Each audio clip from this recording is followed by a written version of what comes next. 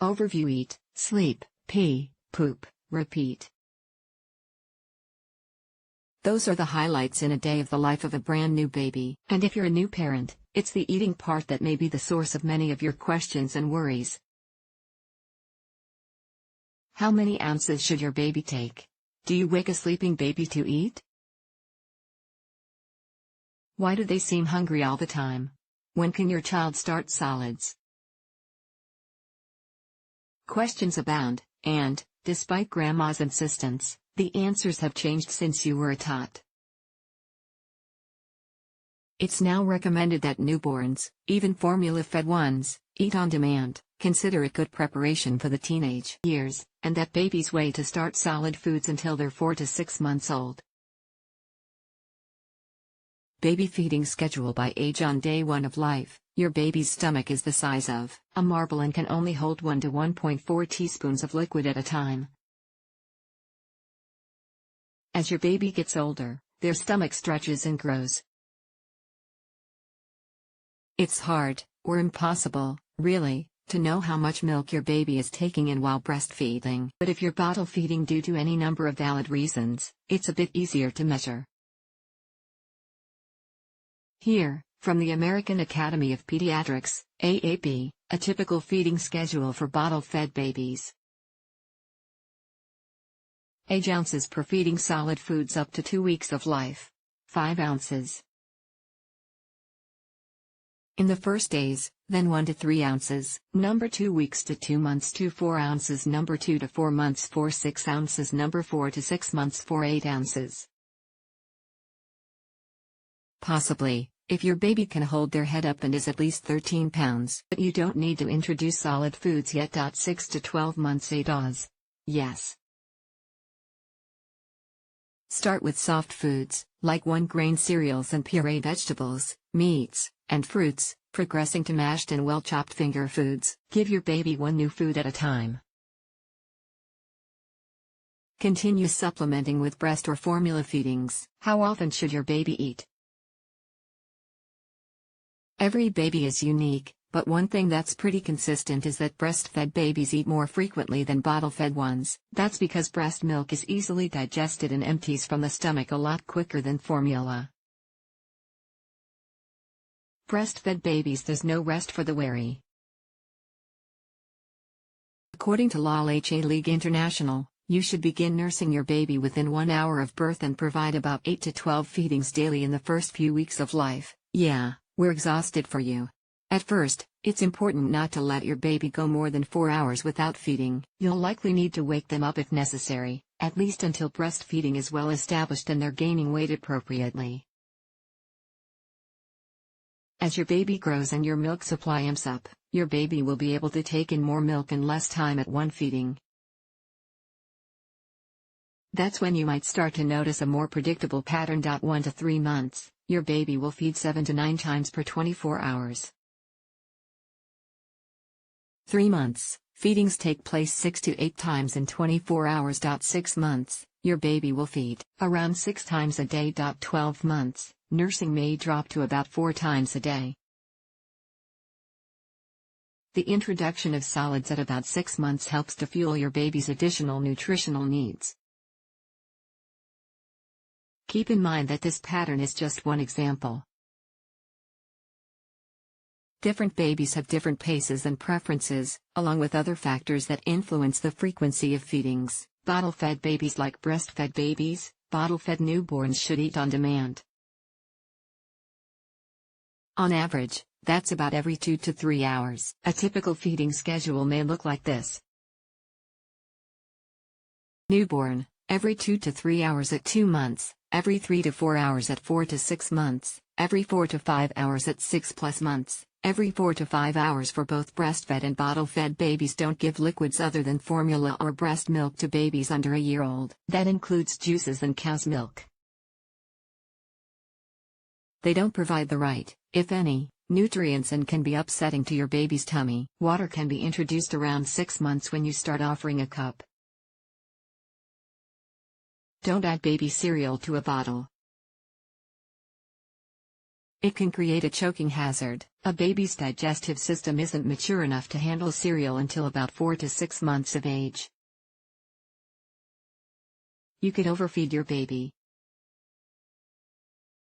Don't give your baby any form of honey until after their first birthday. Honey can be dangerous for a baby, occasionally causing what's called infant botulism.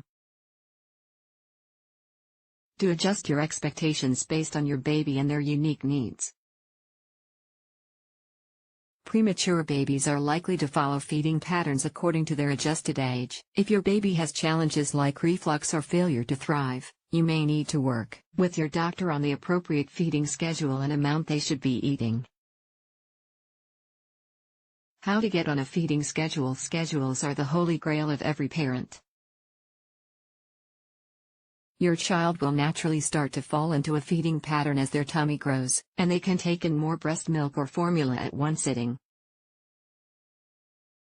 This may begin to happen between 2 and 4 months of age. For now, though, focus on learning your baby's hunger cues, such as rooting around your chest, looking for a nipple, putting their fist in their mouth, smacking or licking their lips, fussing that can escalate quickly. Don't wait until your baby's hangry to feed them. Once your baby is a few months old, you may be able to introduce a sleep/feed schedule that works for you. Let's say, for example, your 4-month-old wakes every 5 hours for a feeding. That means if you feed at 9 p.m., your baby wakes around 2 a.m. But if you wake and feed the baby at 11 p.m., just before you go to bed, they may not rouse until 4 a.m., giving you a decent chunk of nighttime winks. What if your baby is still hungry? In general, if your baby seems hungry, feed them. Your baby will naturally eat more frequently during growth spurts, which typically occur around 3 weeks, 3 months, and 6 months of age.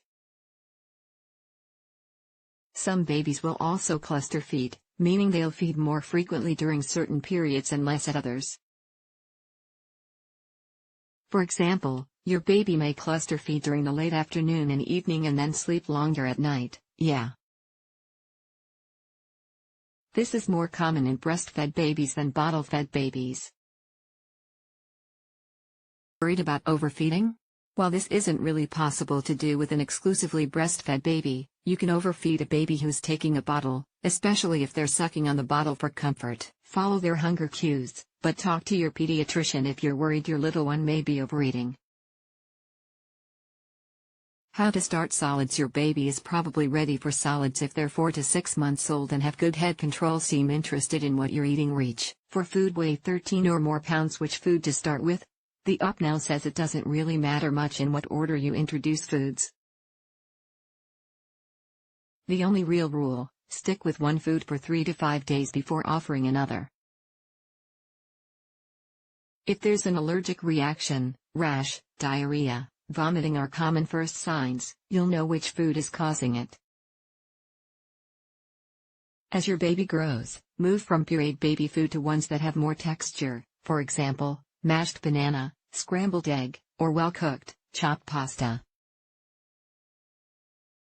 This generally happens around 8 to 10 months of age. Your supermarket offers a variety of baby food products, but if you want to make your own, keep it sugar and salt-free. Additionally, at this stage, don't feed your baby anything that could be a choking hazard, including hard foods, such as popcorn or nut shard, fresh fruits, like apples, cooked to soften or chop into very small pieces. Any meat that isn't well cooked and very well chopped. This includes hot dogs, cheese cubes, peanut butter, though talk to your pediatrician about this one, and the benefits of introducing diluted peanut butter before the age of 1. As your baby nears their first birthday, they should be eating a variety of foods and taking in about 4 ounces of solids at each meal. Continue to offer breast milk or formula. At 8 months, babies are drinking about 30 ounces a day. Oh yeah, and buy some stock in a company that makes stain-fighting laundry detergent. It'll pay for college. Other concerns: babies aren't cookie cutter. Some will gain weight easily, while others will have problems. Things that can affect a baby's weight gain include having a birth defect like a cleft lip or palate, which creates problems feeding, having a milk protein intolerance, being premature, being fed with a bottle versus the breast. A 2012 study trusted source of more than 1,800 babies found that the infants who were fed with a bottle, regardless of whether the bottle contained breast milk or formula, gained more weight in the first year than babies who nursed exclusively. Your baby's doctor is the best one to advise you on a healthy weight range for your baby. Takeaway: how, when, and what to feed a baby are top worries of every parent, but there's good news: most babies are pretty good judges of when they're hungry and when they're full, and they'll let you know it. You just need to present them with the right choices at the right time and pay attention to their cues. If you have any questions or concerns, your pediatrician is there to help you along the way.